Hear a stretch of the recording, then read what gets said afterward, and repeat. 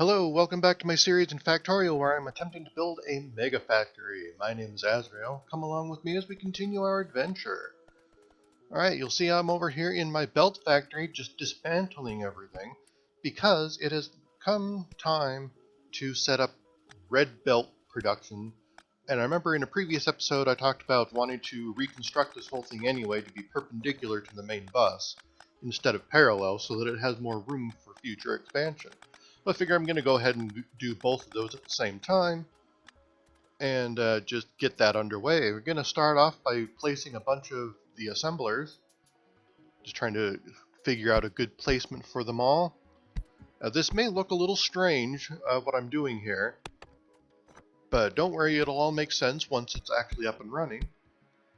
Once again, I'm going to have everything that includes the belt concept, that's the belts, the underground belts, and the splitters, as well as creating some extras for the science production.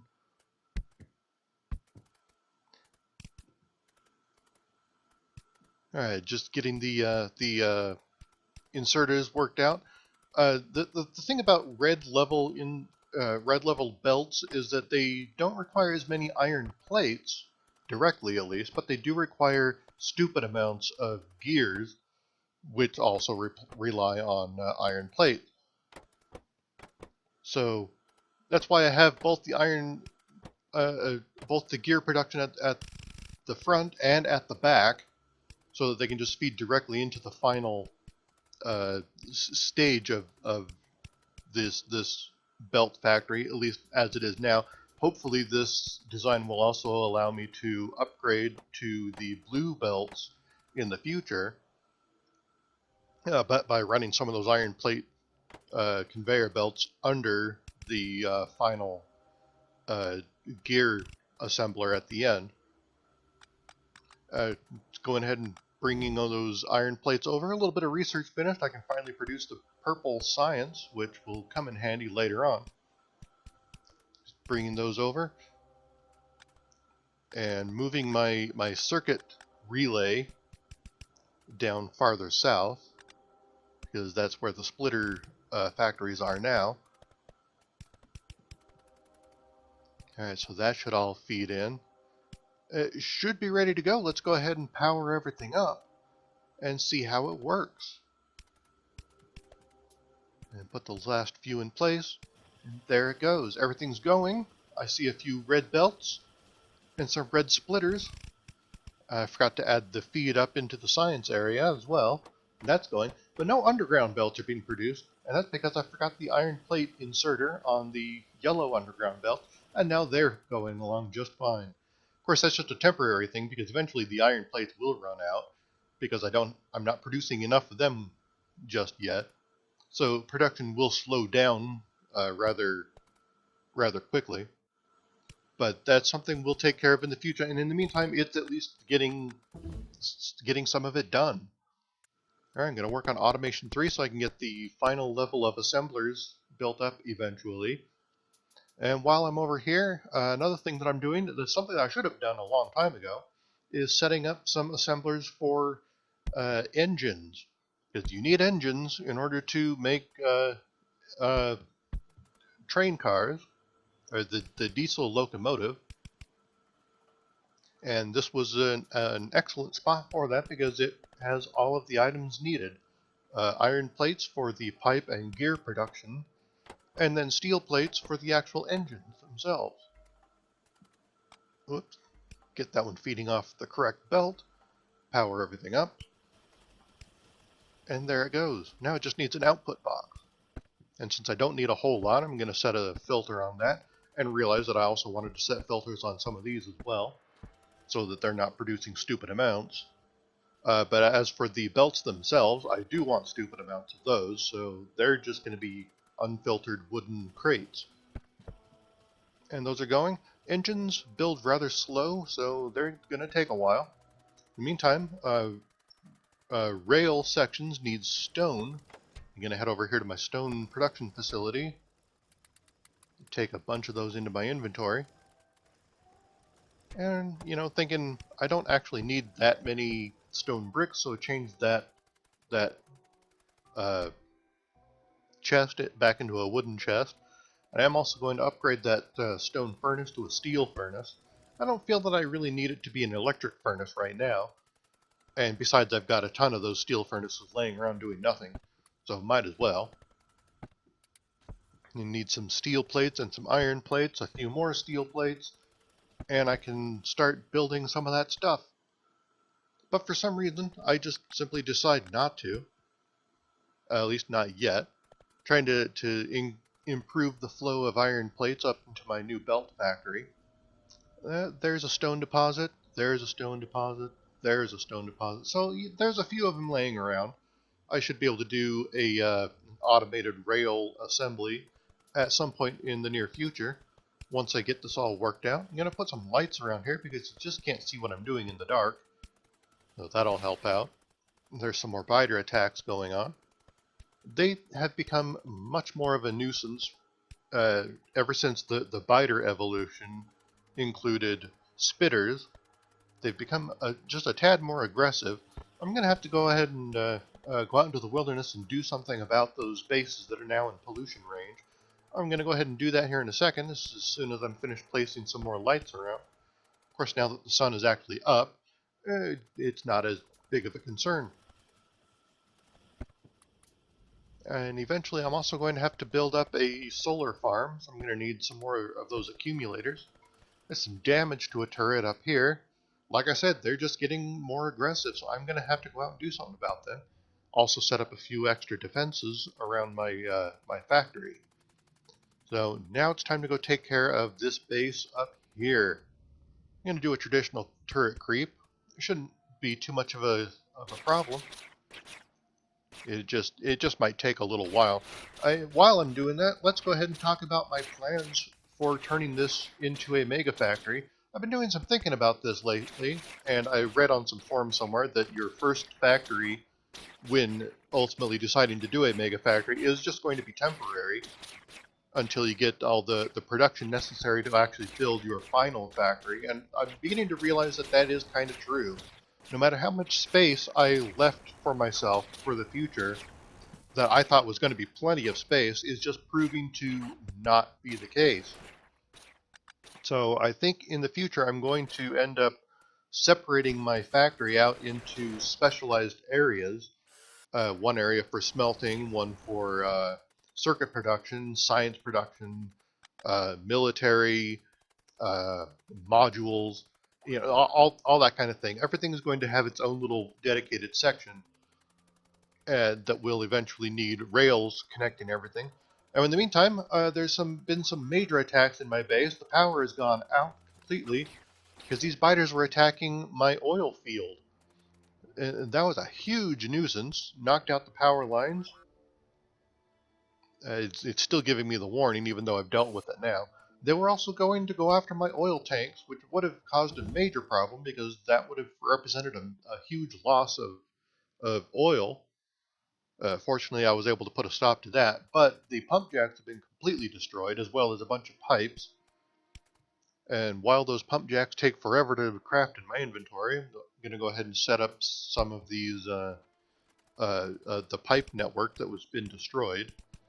Now this one did have a bit of strange setup, just because of the way that the oil fields were laid out.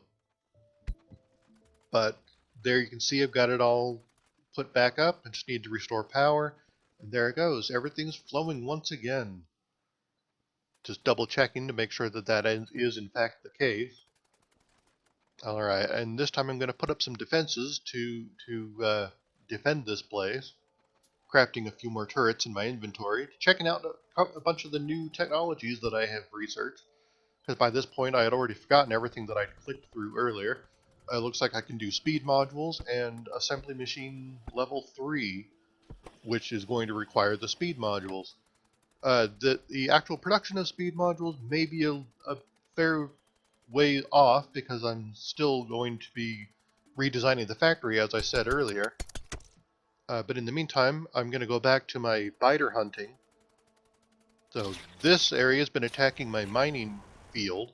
So gonna take those out. Since it's a single spawner, I can just go ahead and walk in and crush it with my machine gun. I don't need to do a turret creep on these.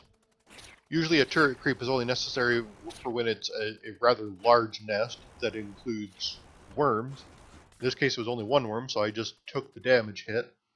No more spawners in pollution range over there, so I'm going to head back to where I was earlier. Head through this dense bit of forest. And there you can see the carnage from where I attacked earlier. Just have to laugh a little bit as I pass over all those corpses. Alright, there's a couple of worms over here as well, so I'm going to go ahead and set up a turret creep. And quite a few more of them in this area, so I'm going to have to be careful. Because even, yeah, those spitters are just a bit of a problem because they can hit me from outside of the turret range. So I have to be careful where I'm standing as I'm advancing the turret line. And while I'm at it, might as well increase the damage of my bullets. Always seems like a good idea. Alright, this one's going to take care of those first set of worms. They always do manage to damage the turrets a bit before I can get the ammunition into them. But that's okay. If everything was safe, then there'd be no point in doing it. So anyway, continuing around, there's one up here to the northwest. It shouldn't be too difficult because it's just 3 spawners, no worms. But they're sending reinforcements from the base just a little bit farther north. So that's going to be an issue. I'm not quite sure I want to take care of them just yet. They are right outside of pollution range, so they're not an immediate concern. Going to go ahead and take care of that single spawner. There's a few more bases over here, but they're not in pollution range. Not yet, anyway. So they're just not that big of a deal for me right now. There's a couple of worms over there, including some big worms. I briefly considered doing a turret creep on them, but I know that their range is much larger than that of my turrets, and they can do a serious amount of damage to me as I'm just wandering around. So I decided against it.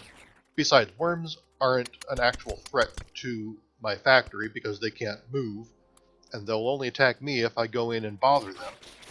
This base down here has quite a few more spawners, so I'm going to have to be a little more careful, because every wave, as you can see, just sends nearly a dozen of these things toward me. And that can be a rather big issue. As you can see, they're just swarming at me out there. Take care of that one. Retreat back behind my defenses. Try to maybe wait for a lull in their attack pattern. It just does not come, though. They're spawning way too fast. So I'm just going to have to run in and set them down and take the hit. Yeah, it's interesting watching turrets fight at night because it's just lights. Just having to brave these waves of fighters going in here. Yeah, eventually, I still haven't built that tank that I was so eager about earlier. But that'll be coming now that I'm producing engines. I can actually get that up. It's interesting to notice that there's a tree down in the south part of the screen that got damaged earlier, and it's just slowly healing its way back. I honestly did not know that trees did that. There it is right there. But, you know, so that's interesting. Take care of the last couple of worms, and I can just take out the last couple of spawners with my machine gun. Ah, that was an ordeal. I mean, look at that. That was like 10 different spawners there, I believe. Maybe even 11. Counting quickly is not one of my strong points. Anyway, head down here. There's another single spawner I can take care of. There was a huge amount of them from the south. There's a much bigger base to the south. They're outside of pollution range, so I'm not going to touch them at the moment.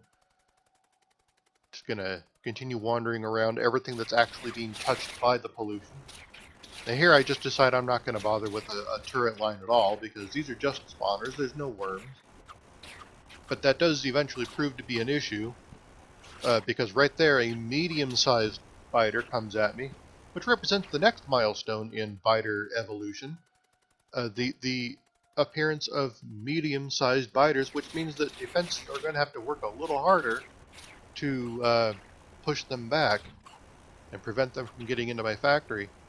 So it might be time to to accelerate these plans to separate my factory out into different areas so that I can actually put walls around them in addition to the turrets protecting the area. As you can see on the way to this base, I passed by some rather large copper and iron deposits. Those will probably be the first things I focus on once I get my train network set up. To have everything delivered from there, that should give me plenty of ore for the smelting factory. Take care of the last couple of things there, and that should be good. I believe that's all of the bases that are in pollution range at the moment, so I'm going to go back to my factory, pass by my mining facility here, plunk down a few lights so we can see what we're doing. There's a miner that's run out of ore, so I'm going to go ahead and set up 2 more in its place. Like a hydra, it just keeps growing every time. And that belt is nearly full, and yet my 2 smelting facilities for iron plates are still only about half an output each. Like I said, we'll go ahead and take care of that here in a moment. In the meantime, I'm going to set up an assembler for purple science, because that will be an inevitability down the line. And what better place to add it than to my blue science line. In the meantime, checking out my new belt facility. It's creeping along. It's doing something, and so, that's better than nothing. And eventually, when I get more iron plate production going, that'll just fill up nice and fine. In the meantime, just picking up a few other things. And one of the last things I wanted to do in this episode is start the work on my new smelting area. Now, I'm going to try to keep it in the same basic area, but the area that it's in right now is not really conducive for expansion because I realized that my oil processing, the oil refineries are creeping into their area. So I really did not plan that out well. And this oil field down here in the south is in the way of any potential railroad depots that I would want to set up. I'm also going to go down here and check out my copper field. 3 more miners running out of ore. This place is diminishing. I mean, there's enough resources left that won't be a huge problem for now, but it will eventually run out. So I'll want to get to that copper ore field down in the south sooner rather than later. But right here, I'm just kind of figuring out what I want to do. Do I want to craft a whole bunch of new furnaces or just move the ones that I have? And my inventory keeps filling up. I got to go ahead and take care of that. Ultimately, I'm just gonna deconstruct the area that I'm in now and move everything over a little bit at a time. I briefly considered moving those oil tanks somewhere else, but that is such a pain. You need pumps for that, and the pumps need electric engines. I don't have that set up yet. I will need that eventually for when I get bots up and running. But for right now, I think the best thing to do would be to just move the furnaces that I've got right now. Yeah, this big area over here to the west, that should be suitable for my needs, with more room for expansion than I currently have. So here we go. I'm just going to take this first dual column of furnaces out. It's going to take a while because I don't have the construction robots to do it for me. But in the meantime, this will help me with eventual railroad placements. Because for the smelting area, it's going to need a ton of ore drop-off points from the rail network. So I'm going to need an area that has a lot of room to the south that can still feed into the main factory. So this area over here should be sufficient. I mean, look at all that space over there. And if necessary, I can always expand these up to the north and south. Because eventually, I think ideally you'd want to have a column of 16 furnaces on each side of this dual column that I've been doing. Right now I just have 8 on either side.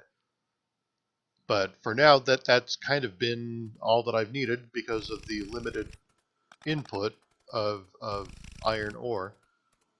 And of course, obviously, that can be expanded. I'm just going to go ahead and set up these inserters, and then I'm actually over time for the end of the episode. I'm going to go ahead and finish putting those in place. And then some defenses so that those biters don't come in and make a mess of things. But that's going to be the end of the episode. I want to thank you for tuning in. My name is Azrael. Never stop building.